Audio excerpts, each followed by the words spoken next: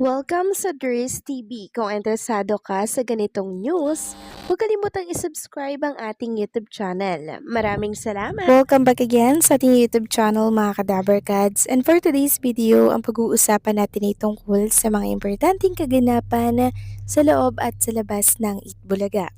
Unahin nating pag-usapan ng tungkol dito sa ratings ng mga noontime Wednesday, April 1, 2026. So, ito pong It's Showtime mga Kadabarkads, kapansin-pansin sa combined channel na pinagsama-sama na talaga namang mababa kumpara po dito sa Itbulaga mga Kadabarkads na dalawang channel lamang pero naka 3.2% kumpara dito sa It's Showtime na nasa GMA na, nasa A2C, nasa All TV, tapos Kapamilya Channel 4.8% lamang ang nakuha mga Kadabarkads. So bumagsak po ang kanilang rating simula nang nawala po itong si Vice Ganda na kung saan ay required magpahinga po ng 6 na buwan. Kung bagay si Vice Ganda po ang naging halige ng kanilang programa. Pag wala po si Vice Ganda, lagapak din ang ratings ng It's Showtime. Kaya yung ibang mga viewers naglipatan po sa Itbulaga. Kasi sa Itbulaga mga Kadabarkad, sobrang saya lang ditong manood. Tatawa lang kayo, manunood, good vibes. Pansamantala pong mawawala ang inyong problema kahit 2 hours and 30 minutes lamang.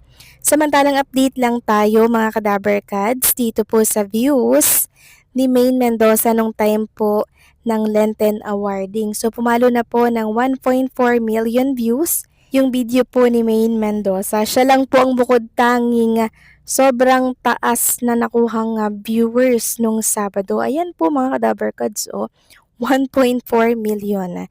Siya talaga yung pinag-usapan nung Sabado. Samantalang meron pong statement si Lucky M. Robles para po sa TBJ at sa mga Kadabarkads natin. Sabi niya, "Another day to be thankful and grateful to our Lord God.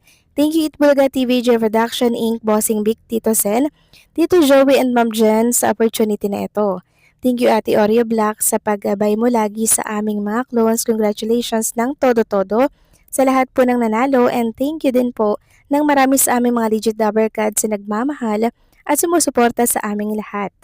God bless us all." And syempre, meron din pong statement si Mga Domeng para po sa TBJ at sa mga nagmamahal at sumusuporta po sa kanya. Sabi niya, "Salamat po mga ka-legit Dabarkads sa sobrang emotional ko kahapon. Wala akong masabi kundi salamat talaga TBJ sa opportunity at tiwala at sa Panginoon sa blessings na binibigay. God bless po sa lahat and happy Sunday." Sobrang deserve mga Kadabarkads ni Mang Domeng nung kanyang award na nakuha. 'Di ba? Kasi sobra talaga niyang na-appreciate 'yun kahit tas being for the show, deserve ma-appreciate ng mga clones natin, mga singing queens natin ng Itbulaga, 'di ba? Deserve nila 'yan. Yung ibig sabihin yung dedikasyon nila, yung pagsusumikap nila, 'di ba? Napapansin at binibigyang halaga po ng Itbulaga. Samantalang next topic naman, pag-usapan naman natin ang tungkol dito sa mga singing queens natin. Meron kasi akong nabasa sa post ng isang page na inalis na daw ang mga singing queens. So, kaya daw sila nakita sa Itbulaga dahil tumanggap lamang daw ng award.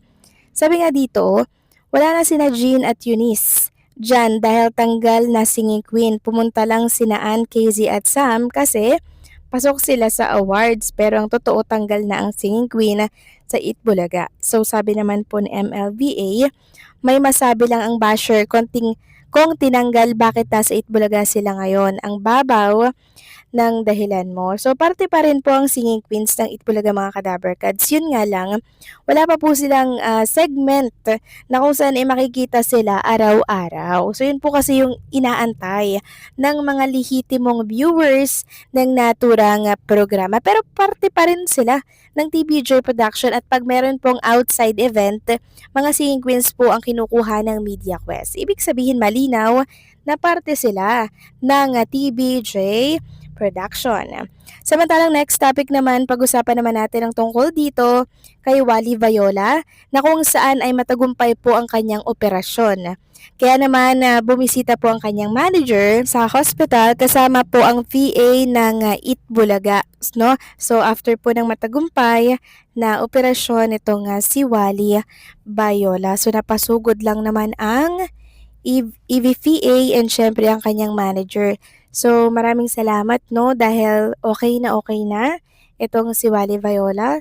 Matagumpay ang kanyang naging operasyon at sana tuloy-tuloy na po ang kanyang pag-recover. Kasi sobra talagang kulang ang sugod bahay mga kapatid pag wala pong Wally Viola mga kadabarkads. Parang kulang no, kulang na si Jose, kulang na si Paulo Ballesteros, kulang na si Ian Red. Dapat talaga may Wally Viola. Kaya get well soon, Wally Viola.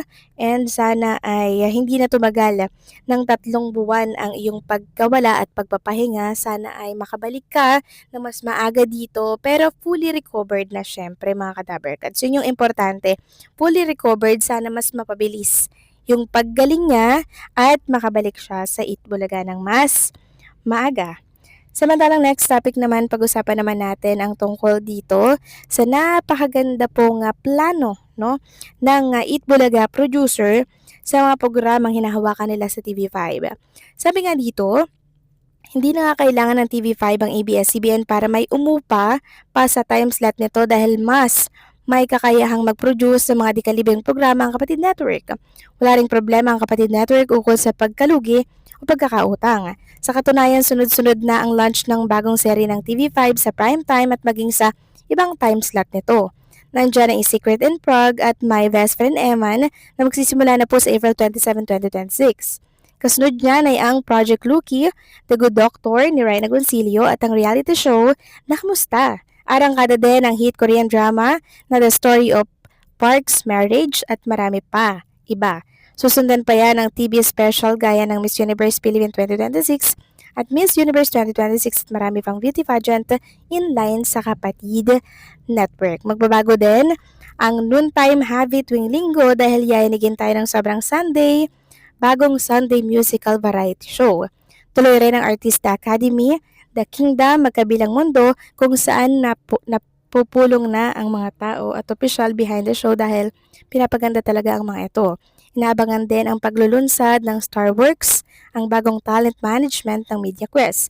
Sabi nga sa Biblia, blessed are those who humble themselves for they shall inherit the kingdom of God. So ayan po, napakaganda ng plano ng Itbulaga producer dito po sa Kapatid Network or sa TV5. Dahil talaga namang bonggang-bongga at pasabog talaga yung kanilang mga programa dito, mga kadabarkads.